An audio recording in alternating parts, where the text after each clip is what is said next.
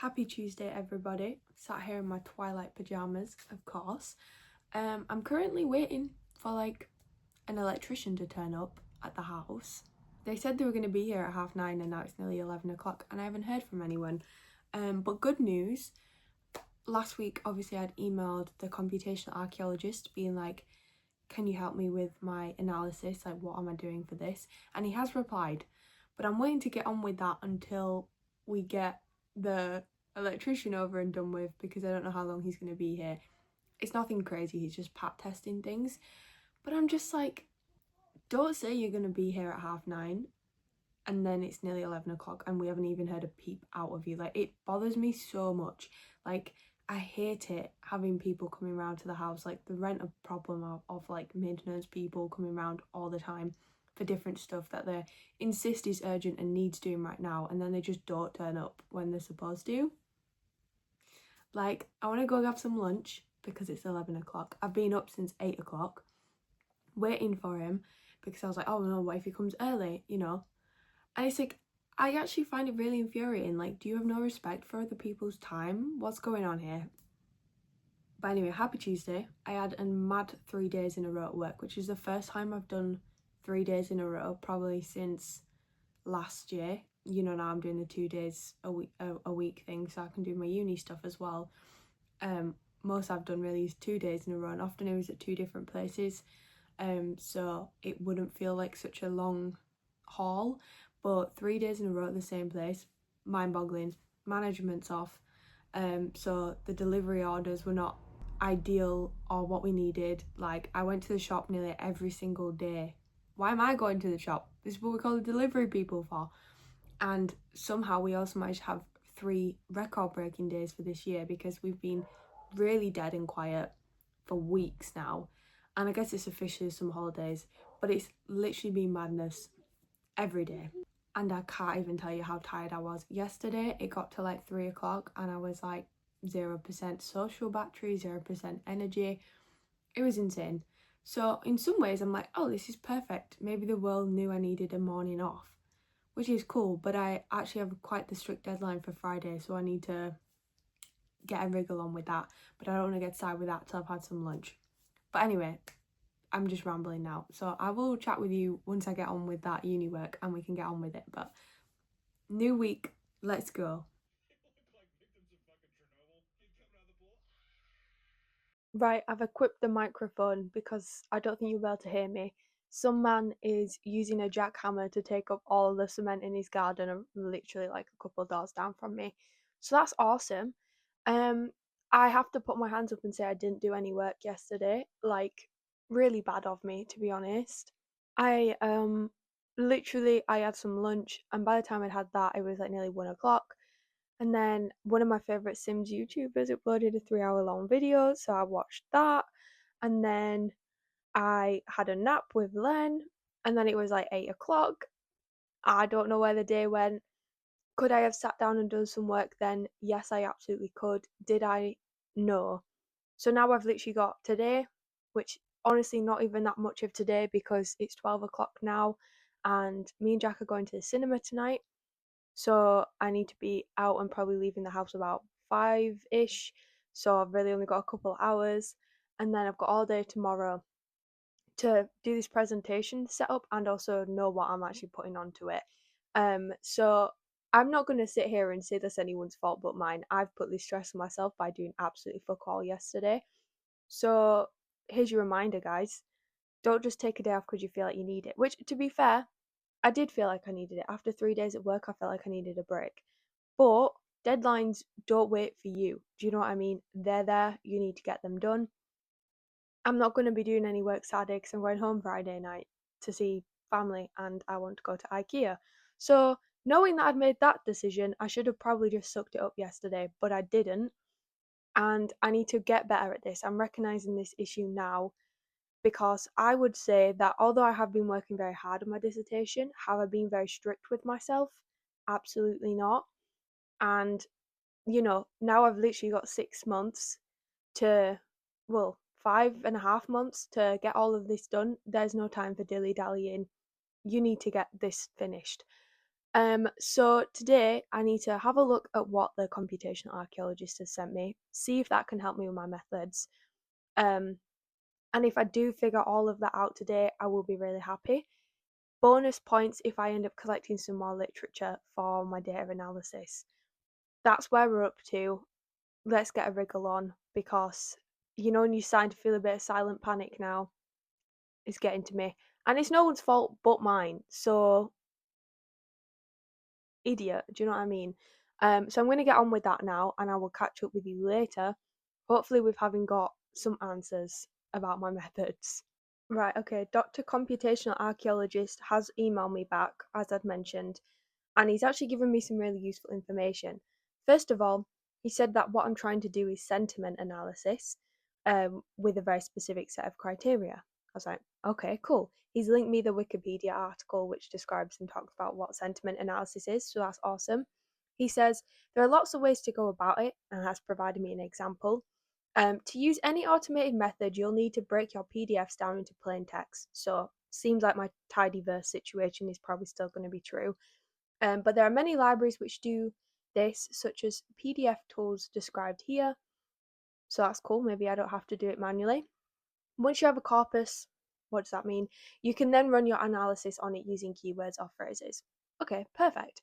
And then he said he's told me there's two problems with what I've described. First one, is that I'm starting with the conclusion that past descriptions are problematic and looking for evidence to support this. This is a little bit backwards and closes you off to anything else that the data may show. Start with the data, classify it, then see what it says. Maybe your initial conclusion is correct, but maybe there are other things to consider as well. I agree. And I think that there's a chance that my decision of like I've made a statement and I'm looking for proof is probably why I'm struggling so much with my methods, because I don't know how to find the proof or what the proof looks like, but I know what I want it to say, and that is not really how research works. I think that it's actually easier to be like, is the descriptions still problematic and do they still appear and influence us? Let's see. So yeah, fair enough. Don't really know how to fix that though, other than still look at papers and just search through them for evidence of it. Yeah, I don't know. I still don't think I'm that far off of it, but I do think he's right that I already know what I want the conclusion to be. So, fair enough. The second and larger problem is your use of Gemini. You'll need to discuss it with your supervisor, but it sounds like you're not reading these sources and instead getting Gemini to do it for you and analysing the response. If the project is to see how Gemini understands journal articles, that's fine, but it should not act as a replacement for reading or systematic analysis.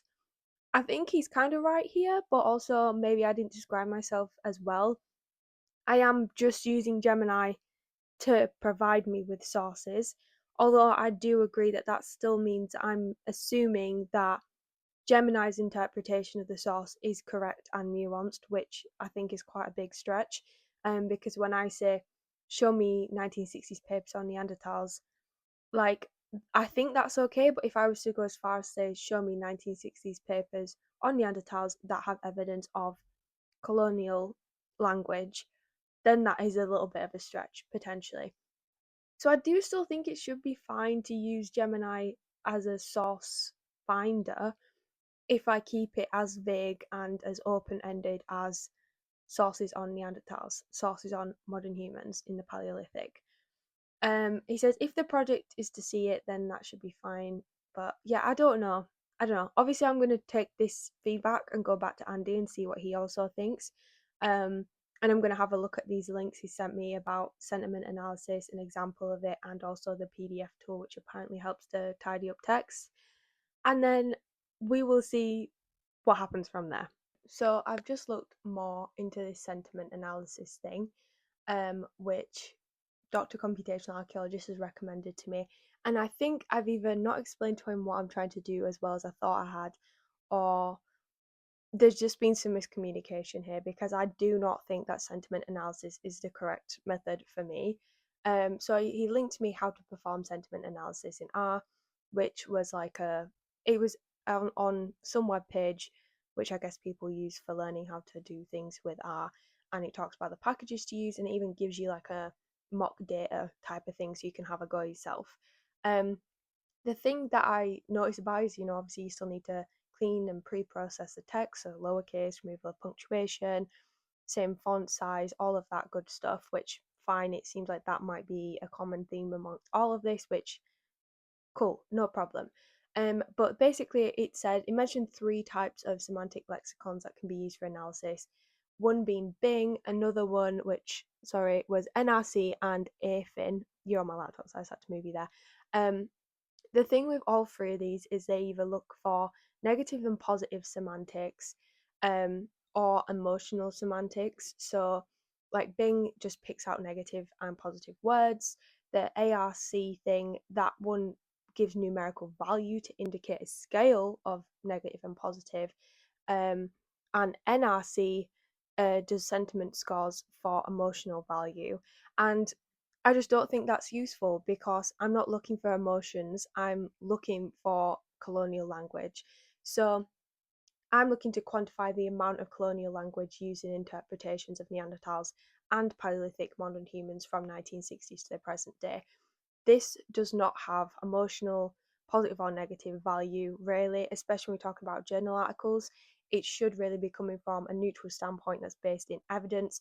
It's not the same. And I think, from what I understand, the semantic analysis is often used in heritage for reviews of museum spaces or, what's the word? Where you go and you see an exhibition, so that they can understand basically the response from the public, and probably use for many other things, but I've seen that quite a bit. And obviously, when you're looking to see how people have interpreted or experienced your exhibition, you want to look for negatives, positives, and emotional values to see how the public perceived it. That is not what I'm trying to do. So now I think I need to go back to the drawing board. And if you watched last week's vlog, you would know that I was having a look at other methods for pulling out keywords and phrasing from text. So I think that one for picking out keywords and phrases is probably going to be the most useful. So they mentioned something called keyboard in context, which generates a clean list of every instance a term appears in your article and showing the sentence before and after it, which is pretty useful because it provides context, but also the phrasing and the words that you're looking for. There's also the revival of en vivo, which we all know I said no to.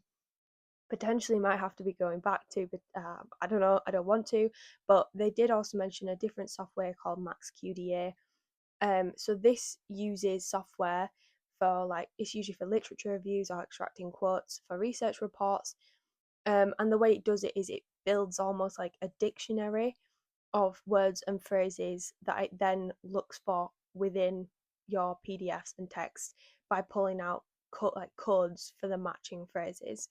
So for me, I think what I'm looking for is evidence of these phrases and words and things in the text so that I can quantify the amount of influence colonial language still has on our interpretations, if that makes sense. I don't think I've worded that very well. But I'm not looking for semantics, I'm looking for words and phrasing from a neutral standpoint, because although there is especially the potential that there could be, racism and colonialism are emotionally charged aspects of Western culture because, for obvious reasons, it comes with a lot of pain, heartache, damage, and it's not something that's unemotional. However, when we're talking about its influence on interpretations, it is because it's seen as fact rather than emotionally charged culture. If that makes sense, I think it does, and maybe I'm totally off the mark here, in which case I'll hold my hands up if I find out that I am.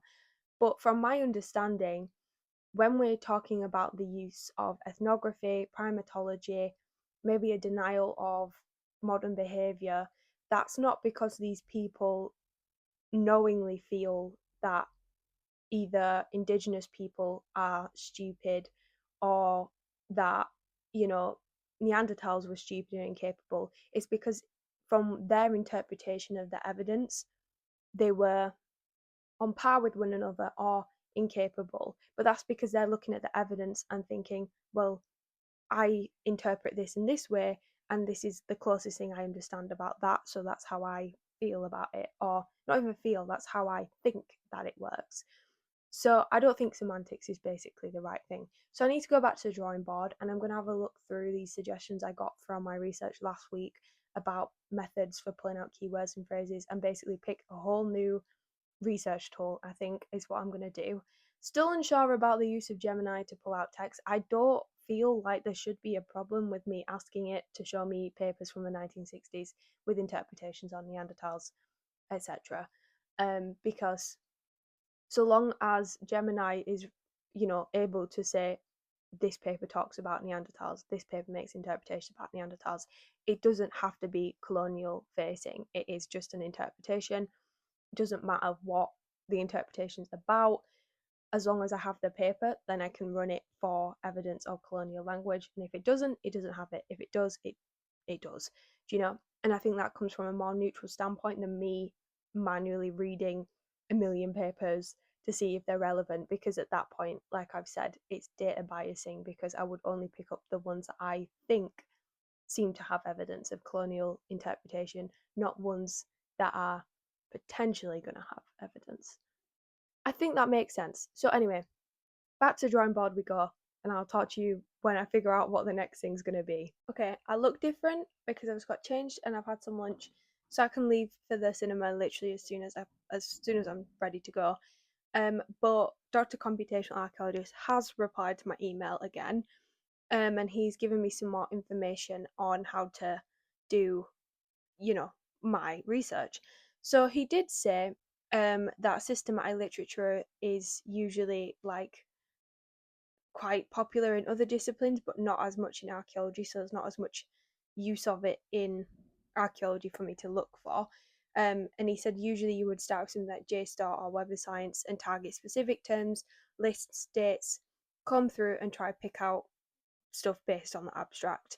He said this is a more accurate method than using Gemini, but it's obviously a bit more time consuming, and so it's usually done by PhD students or funded projects, which is probably why I had originally said I was only going to do 10 pieces of literature per time period, because I knew they would take time.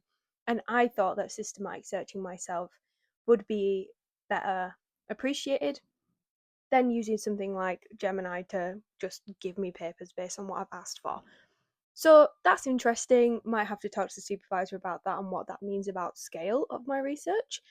And then he sent me some links to some other methods, which, like with evidence. So this one, they used a term and date range and analysed 200 randomly selected papers from Web of Science, and he was like, read their methods. And apparently they're using something called the PRISMA, PRISMA method, which is usually used for medical reviews, and that provides a solid rationale. So I'm going to have a look at that paper. And then he said, then go on to use Lumivero for the actual analysis, which is a paid product, but you might be able to replicate using Zotero search. No idea what Zotero is. Zotero.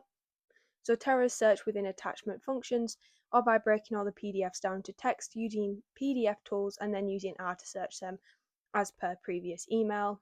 Gemini might be able to help you set this up and learn how to use it, or rather than a replacement of your skills. I don't know what that means, but yeah.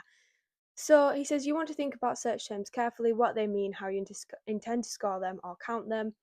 In order to avoid starting the conclusion, think about how you might assess the sentiments expressed by the authors, maybe something broad like sympathetic versus unsympathetic, so that you can have something to compare to. Comparison gives you a lot more to work with than just description, and is therefore much easier and more fun to write.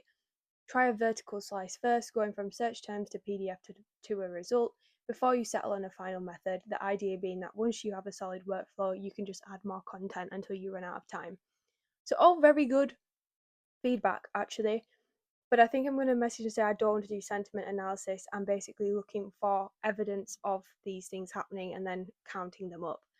I can't remember the word for that right now off the top of my head. I feel a little bit dizzy. I'm like, the more I'm trying to figure out what I'm doing, the more information I'm learning, and it's making me more confused about what to do, because I don't know what all of it means, so I need to find out what it means, and then it doesn't actually apply to me, so then I need to look for something else, and it's just feeling all quite overwhelming, to be honest. But yeah, maybe like I just want one of these things to work whereby it doesn't mean semantics, it's just a count. And he did say something about counting there, saying how you want to score or count them. So I don't know. I really just don't know. And there's so much noise going on outside right now. It's really distracting me. I feel like I just want to tap out, but I really shouldn't. I just need to do like 2 hours more of work and then I can tap out. But I just feel very overwhelmed, to be honest. Okay, another update. I've been picking my lips. Don't yell at me. He sent me some more information, obviously, and I've had a look at it. This thing called a PRISMA Workflow. Lowkey sounds quite good. So it's basically a way of collecting literature, looking through it, figuring out if it's relevant, and then proceeding with the qualitative synthesis and analysis.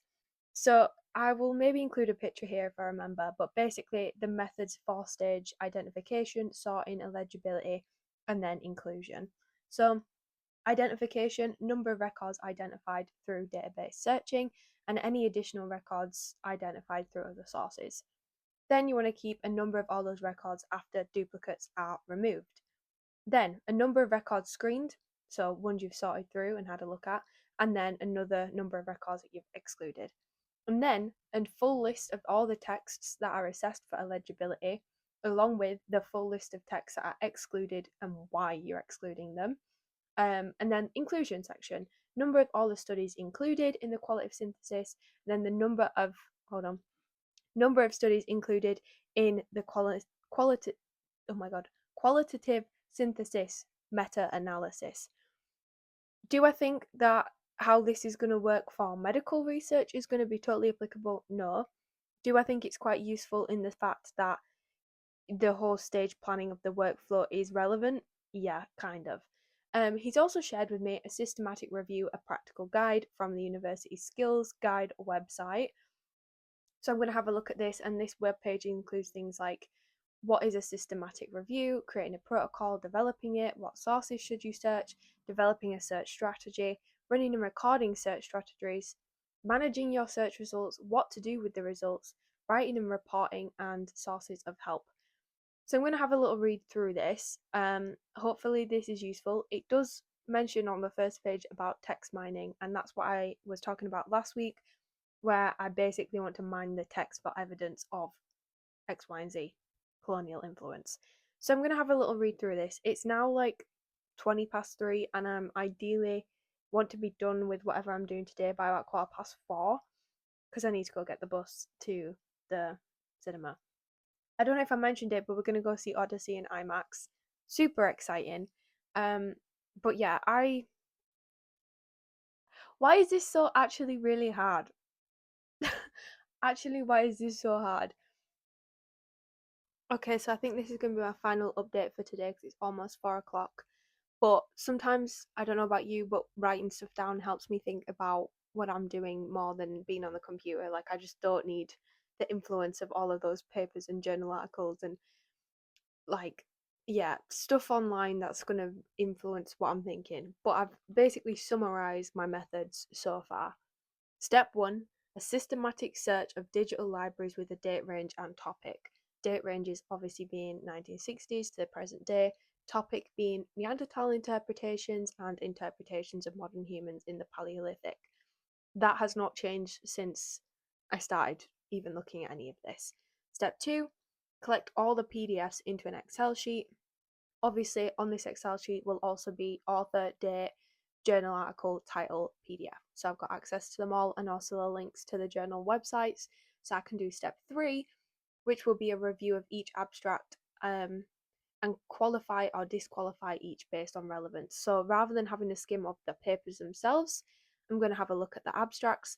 And if the abstracts do not suggest that the scholar or writer is making an interpretation of Neanderthals or modern humans in the Paleolithic, it's going to be disqualified, because I know already from having a look through some papers that there'll be 1960s papers on Neanderthals, but the interpretations and discussions that are happening in the paper are about the formation of bones or the morphology, and that does not actually have any influence on what I'm looking at, which is specifically interpretations of them and their behaviour. I think this needs to be a behavioural focus, because with the interest in material culture and creative culture, that comes down to behaviour. So were they cognitively able to, and did they, as in materially, do we have evidence of if they did or didn't?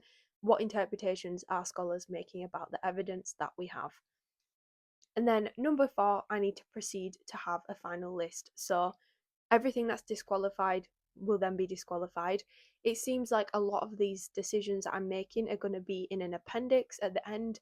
So I would probably include my entire Excel spreadsheet with every single text I've looked at, and it will be clear in that spreadsheet then as to which have been qualified or disqualified for the eventual analysis. Step 5, I need to make the detailed list of all vocab and search phrases I'm looking for, which I think are evidence of colonial influence on the interpretation. And that has to be very clear and well designed and justified as to why I think that those things are evidence of colonial influence. Um, Obviously, I think that will have to come back to my redo of the literature review, which is currently not specifically colonial focused. It's general problems in early Neanderthal research focus. And now that I know that I'm including modern humans as part of the comparison, I'm going to have to mention that. So we'll worry about that when we get back to writing the literature review. And so 6, this is where I need to figure out how I'm going to do this search and analysis. So I wrote A and B. So far I've only come up with A, which still needs refining, and I'm hoping if Dr. Computational Archaeology gets back to me, he might be able to help me with this. So step 1 will be change all text into a tidy text file, the thing we've just spoke about already and in last week's video. And then I'm going to use the software to find evidence of my vocab.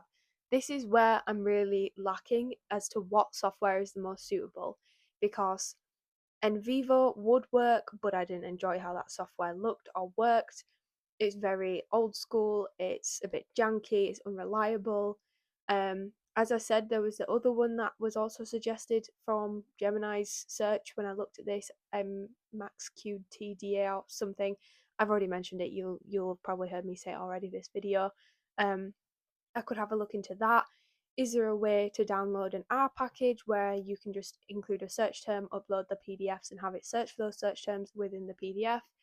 That would also be useful. Because then the instances or occurrences of these vocabulary appearing in the text is the quantity of the data that I'm going to collect. So in the 1960s Neanderthal papers, across 100 papers I collected, there were 50 instances of a misuse of ethnography. However, in the 1960s papers I collected on modern humans, there was only 25 instances of a misuse of ethnography out of the 100 papers. Do you know what I mean? And then that could be an interesting discussion, because why are we using that language more often with Neanderthals than we are with modern humans?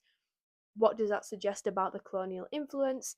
What is that suggesting about limitations of our interpretations? And obviously, at that point, I also need to make note of the exact quotes and phrases that we use, so then I can have a more detailed discussion about what that looks like, what differences appear, what does that mean for our interpretations or biases about each species.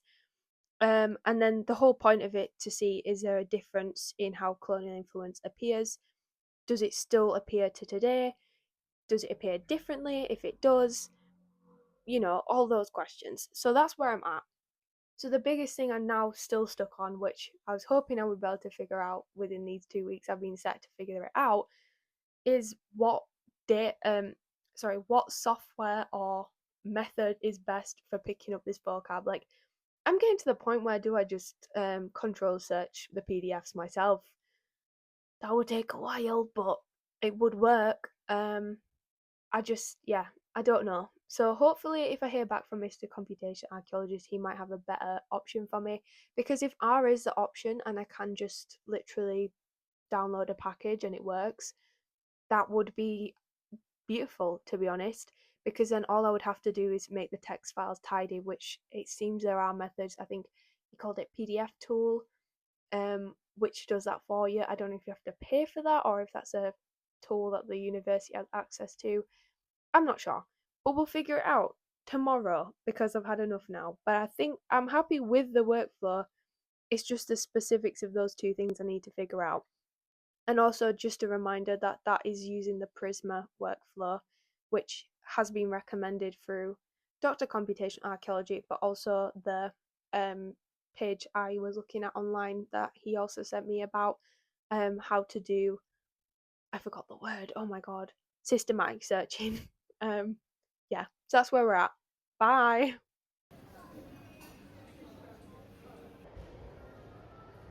It's late now when we're home from the cinema and everything.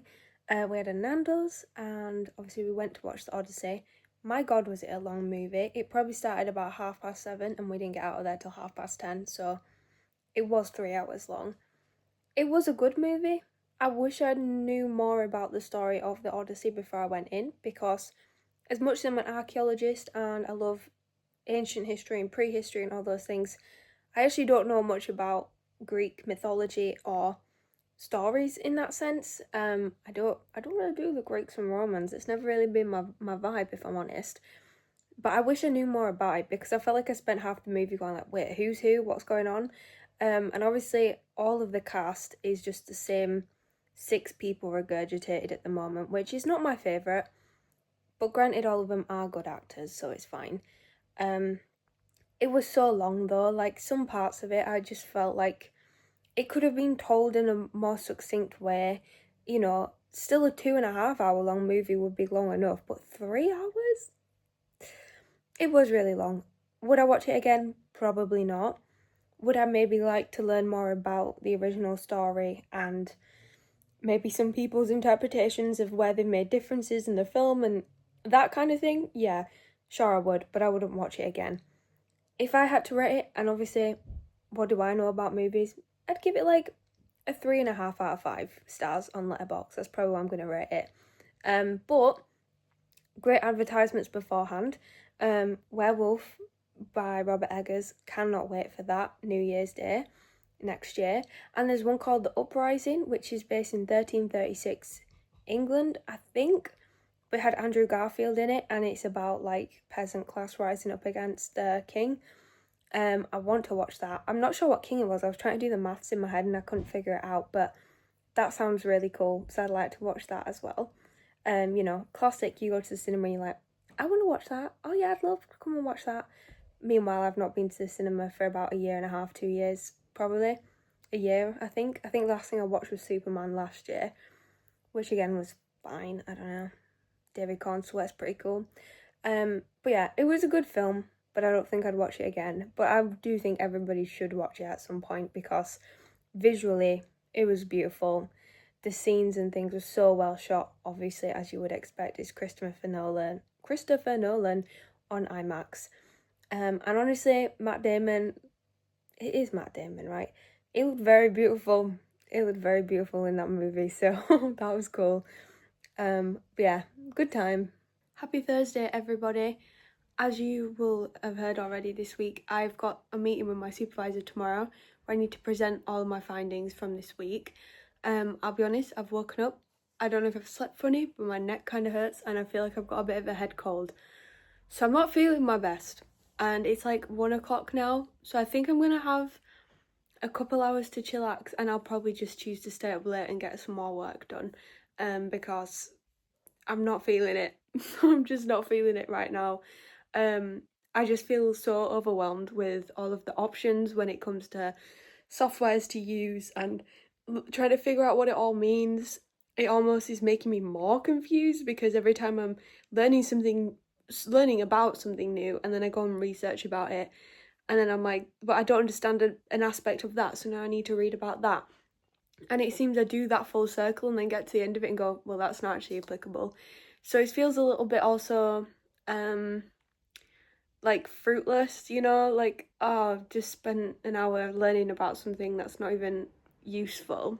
But as I said yesterday, I feel like I've got a good setup of what the plan is. The question now is just software use. And Mr. Computational Archaeology has not, Dr.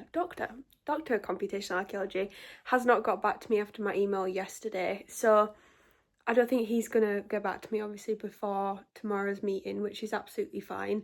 But after speaking to my supervisor, maybe I'll see if I can make a meeting with Dr. Computational Archaeology, who might be able to help me a little bit. But yeah, I think we'll have another go later on this evening. I don't know what's happening with my hair. And I'll chat with you then. Right guys, I have finished making my presentation for tomorrow, I think. I'm going to go through it with you, which will just basically be a summary of what I've done this week and last week. So skip this if you don't really care, but I don't know why you'd be watching if you didn't care. Anyway, let me show you. So here's me figuring out my methods. Okay, initial considerations. I was pretty sure that my criteria was too vague, so I reread my literature review, and after that I decided that colonial influences was probably the key to focus on, because all ideas seem to come back to colonialism. So my research will be, to what extent has 19th century colonial ideas influenced and limited our interpretations of prehistoric people, both Neanderthals and modern humans? What would that look like in text? I think I've already showed you this before, but basically, primitive or indigenous references, so a misuse of ethnography, racial categories, extinction theories, ideas of human supremacy and exceptionalism, and a denial for capacity for culture and behavioural modernity. And then I was looking at my issues with Gemini. It's unable to draw out direct quotes from the pages, like, what number does it come from?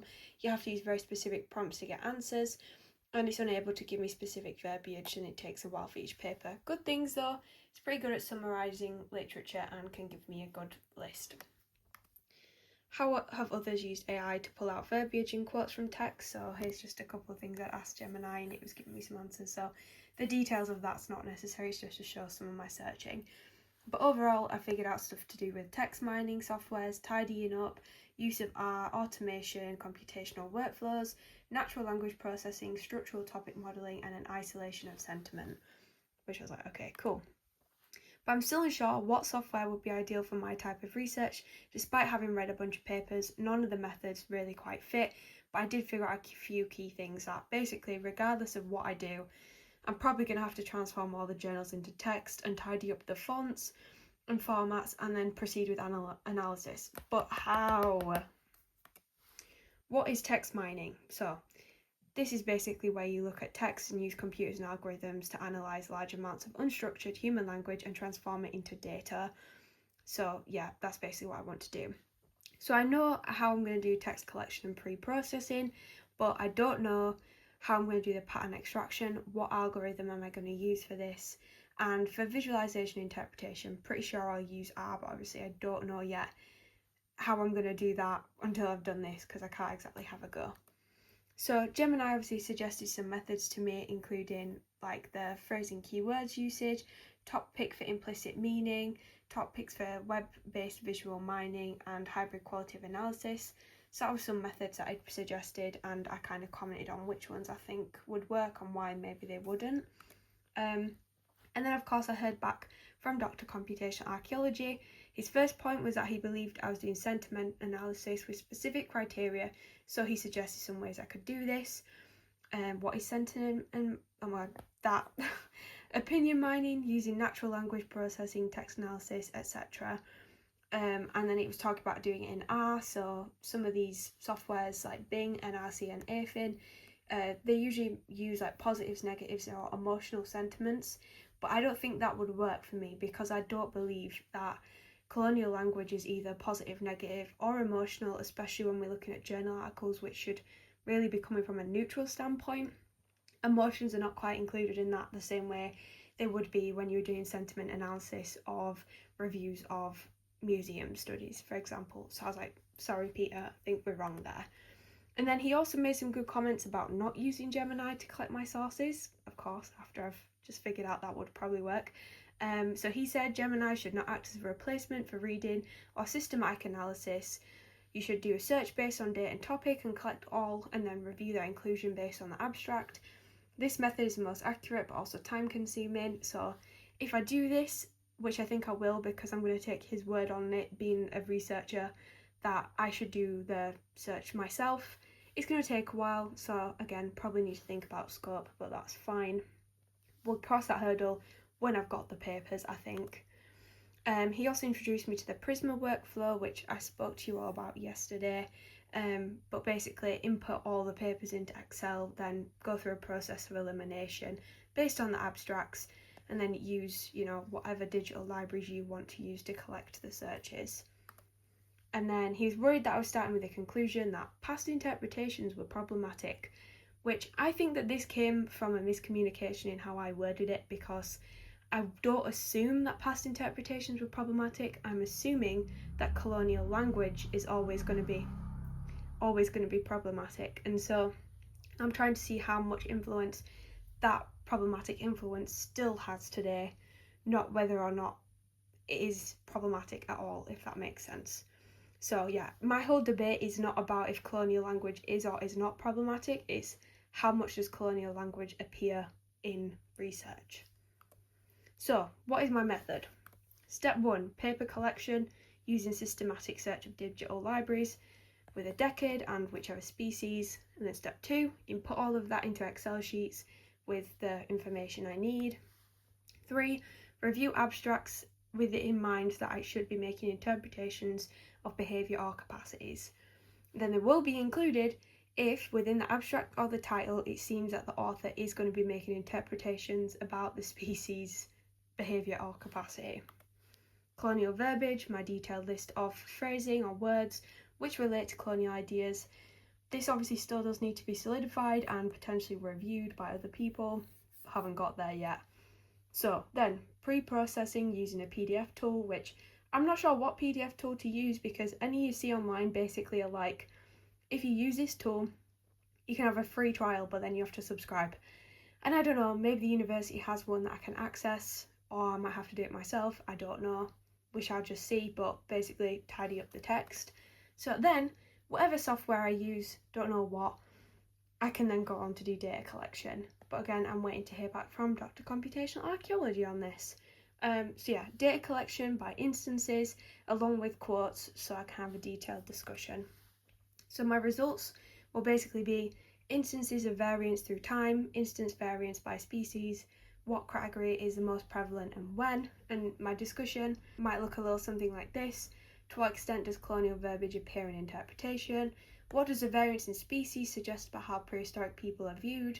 What are the problems with colonial influence in interpretation, and how can we spot this today and prevent limitations in future research? Right, so basically after all of that, what I need to do is figure out the software, which I'm going to have a look at now, see if I can come tomorrow with some good suggestions, because I don't know when Dr. Computational Archaeology will get back to me. I also want to solidify what my colonial verbiage is, because ideally I need direct quotes or phrasing, because no matter what I search or what software I use, I cannot, be wishy-washy. Like when I say a denial of behavioural modernity, the literature itself is not going to say the phrase denial of behavioural modernity. So I need to figure out a way that I can indicate that that is an occurrence within the text. But I don't know yet, and I feel like I need a little bit of help with that. Same with ethnography, I can't, if say I want them to talk about, an indigenous group, say Australian Aboriginal, for example, is one that's used a lot in the 19th and 20th century when trying to understand prehistoric people. But if I limit it to just, Australian Aboriginals, I would be missing out multiple instances where they might talk about other tribes or other groups of people who they're also misrepresenting through that interpretation. So again, I don't know how I'm going to do that, but I need to do that at some point. And clearly as well now, it's going to be quite a time-consuming task to find all the papers, which I assumed it would be. And obviously you all knew, and I knew, that I was pretty hesitant to use any AI for searching things in the first place, and I was attempting to do it all manually, like I've described in this. I was told, no, you need some automation, and now I've been told, no, you should do it manually because automation in that sense is not ideal, which I totally agree with.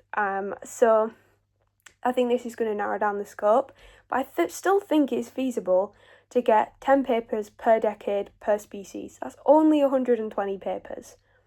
And obviously I'm going to have to read more than 120 abstracts to get there, but I think I can do a pretty good justification by simply reading the title of the journal to include it in the first place in my initial collection, and then to go through the inclusion situation would be much easier. So I don't know, but that's where we're up to. I'll talk to you again before tomorrow if I find out else out, but I don't know if I will. Okay, last update for the evening. I had a look at 3 different options. The Max QDA is basically NVivo, but like new. Unfortunately, it's not supported by the university, so I'd have to pay for it, and I'm not returning to NVivo, so forget that. I had a look at the keyword in context, which they recommended a software called AntConc. It's a desktop app. I'm not sure if you have to pay for it, but easy to download. You don't need programming knowledge, and you literally just upload the text, search it, it tells you the quote you want, and then you counts the instances for you, which I thought was cool. Haven't been able to have a go at that though, because again, I wasn't sure if you had to pay for it. However, I had a look at this app called Voyant Tools, which is like a text visualization software, free online, easy peasy. It looks just like NVivo, I'll show you in a second. And again, you just literally upload your text, ideally tidied up, of course. You do a search and it gives you the result, the number of times the phrase or word comes up. It gives you an instance count, super duper easy, you know, beautiful. So having a look at this, so this is what NVivo looks like. When you upload a text, it tells you the number of times words appear. It makes like these word bubbles, pretty cool, but as I said, really janky and old. And then this is the text Voyant tool, which I literally just went on the website, uploaded an entire PDF to it, as you can see there, searched for a phrase, it highlights it in there.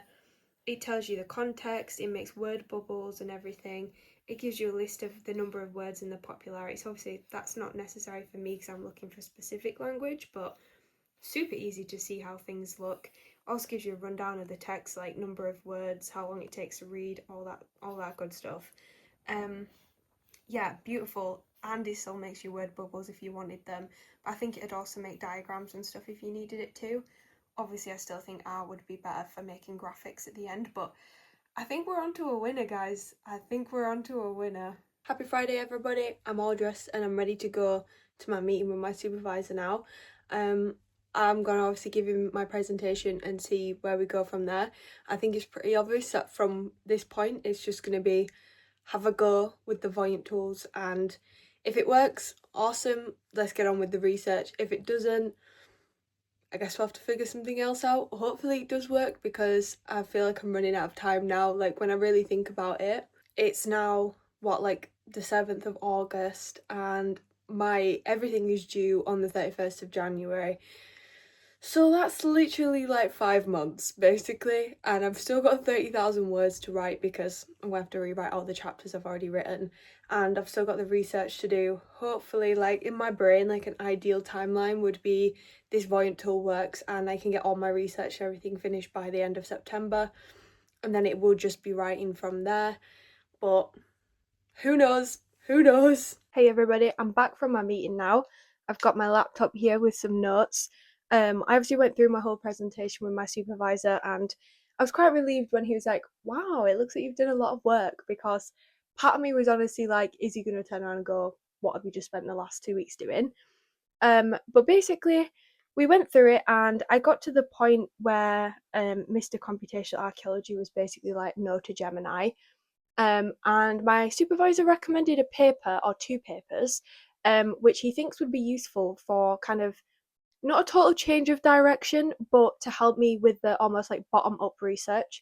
As I've said, instead of starting with a question and looking for answers, we're going to look at the data and come up with a discussion. So back to front research. In some ways, some people would argue the better way of researching, because it's more open-ended, anything could happen, what are we going to find, is almost better sometimes when you're kind of navigating a complex and quite multifaceted area of research. So these 2 papers included Chris Stringer's paper on the Swanscombe fossil, which basically is a fossil as we found a long time ago. I can't tell you too much about it because I haven't read the paper yet and I don't know everything. I like to pretend I do sometimes, but I don't.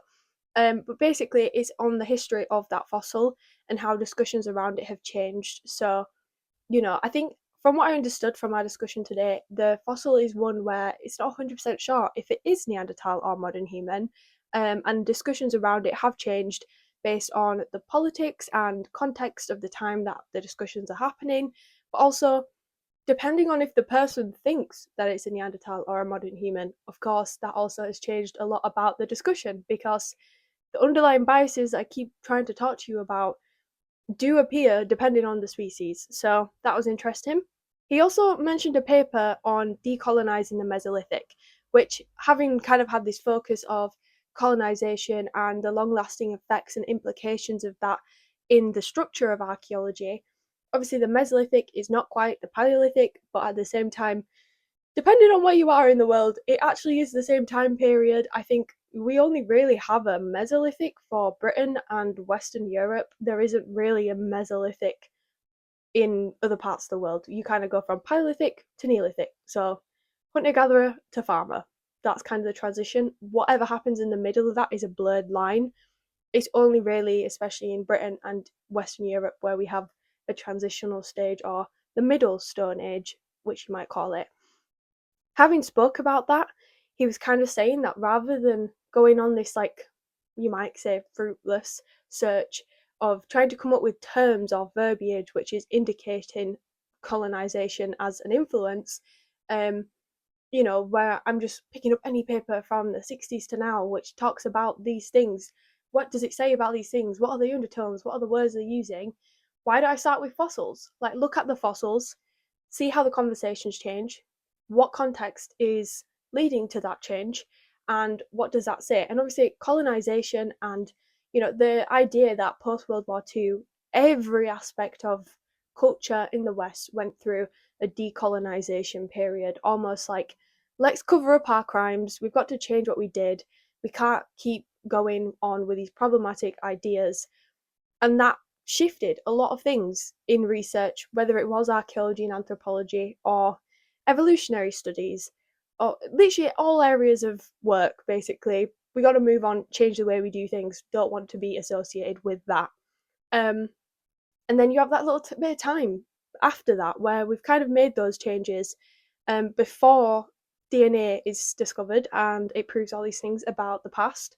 And then post DNA is obviously, like, DNA is a massive facet to how we've changed our understanding of prehistory. And the kind of argument that is DNA a pivotal point where we can track change and maybe even see where some problems still linger in the way we do work. So having spoke about that, we had a look at like using data still, like a data-led reading of Neanderthal studies in conjunction with the proximity of humans. So that's not totally changed. It's just not colonial focused. It's a general, how has it changed? Which I feel like we're just going back to the ideas we had before. Like, this like research thing is so iterative and up for change. And although it feels a little bit like a dog running in circles trying to catch its tail, it also is really useful because you realize that there's points that you're revisiting constantly, regardless of where you change your research, and it makes you go, so that must be flipping important. And that's good. That's a good thing. So again, going back to this fossil looking, and we kind of then ended up on the topic of extinction, and maybe leading with looking at Neanderthal papers which discuss extinction, because the one thing that extinction debates and conversations will always tell you is, what does the author think about evolution, and where Neanderthals are on the phylogenetic tree, where do they sit in proximity to modern humans? Obviously, the extinction debate is, what were they capable of? For a long time, couldn't they? Were they capable of doing things? The whole idea is they went extinct, so clearly they weren't as capable as us, and that's where we get into superiority complexes and human exceptionalism. And eventually, obviously, post DNA and today in the 21st century, looking at both material evidence and DNA, we're pretty confident that Neanderthals were well adapted, they were capable. So why did they go extinct? Obviously, we still don't know, and it's likely a mixture of factors, and potentially modern humans were also a reason for it, not just out of consequence and survival, but also, maybe we killed them like we did everything else and keep doing because we're horrible. Maybe some people wouldn't agree with that, but I think modern humans have an evil streak in them deep down for the most part. Okay, whatever, that's not the point of the conversation. The point is that the ideas of extinction link back to all of the themes of capacities, where they sit in the phylogenetic tree and evolution, the idea of interbreeding, proximity to modern humans, and all of that. Where do those ideas come from? A lot of it links back to problematic ideas in the 19th century. I mean, even the language we use when talking about prehistory, the words prehistory is colonial, if you want to call it that, because we're talking about history as a way of writing things down. Anything before that is prehistory, but based in Western standards, because multiple modern cultures don't use writing as a way of telling stories, they use oral history. Same with a lot of prehistoric peoples. Just because they didn't have a written language didn't mean that they didn't have a way of tracing history, lineage, and culture. And that is obviously like the presumption that our way of writing it down is the better way. Same with using things like primitive. The word primitive, obviously, say we're talking about primitive lithics. By that, what we would mean today is just they were older or the first ones. But obviously, primitive comes with the underlying intonation that they are uncouth or unspecialized. When we use the words hunter gatherer, what does that really mean? You know, that in itself is colonial. Hunter gatherer is a term used to mean people who don't live in modern civilization. They still live primitive lifestyles.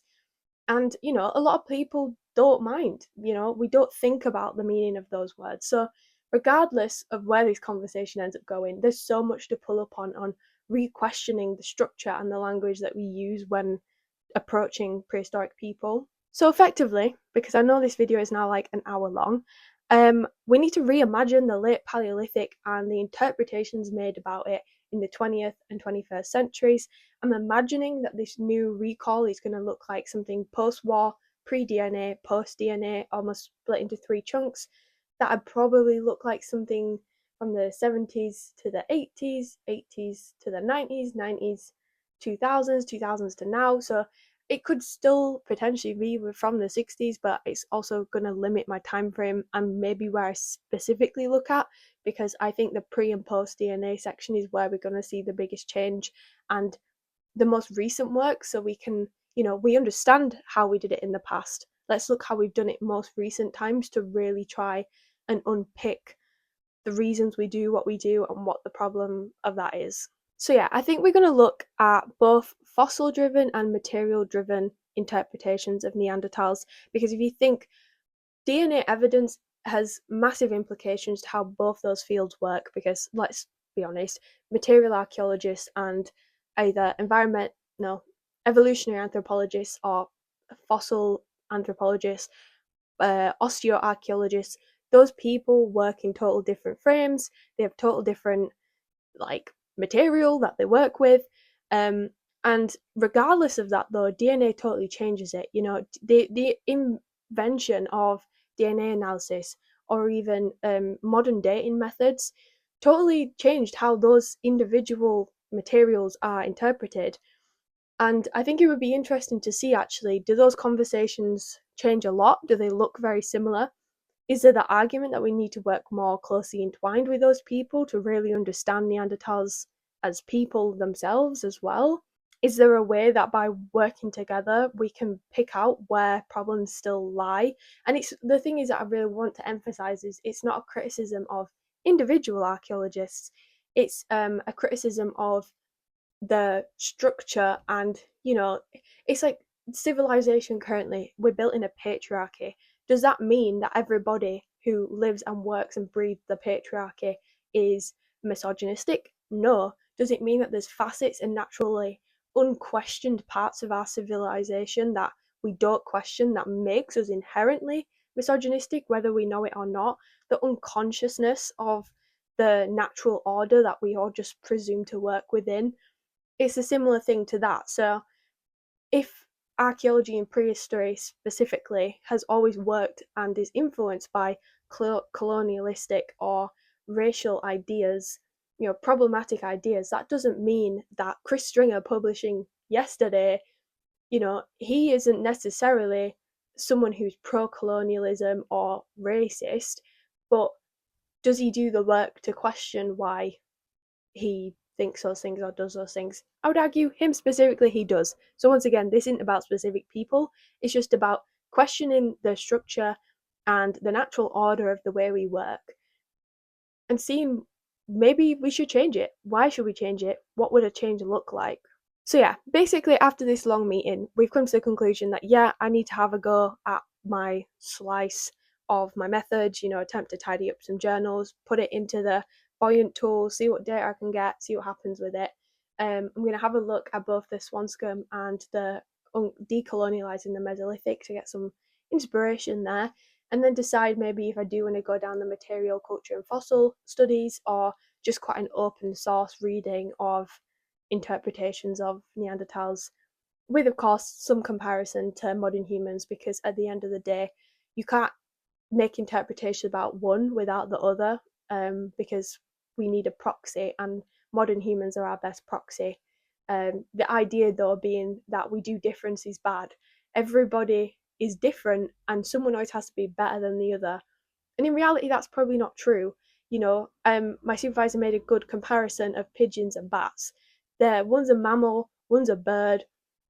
They both have wings, fill similar niches potentially, but they're not the same. But it doesn't mean one's better than the other.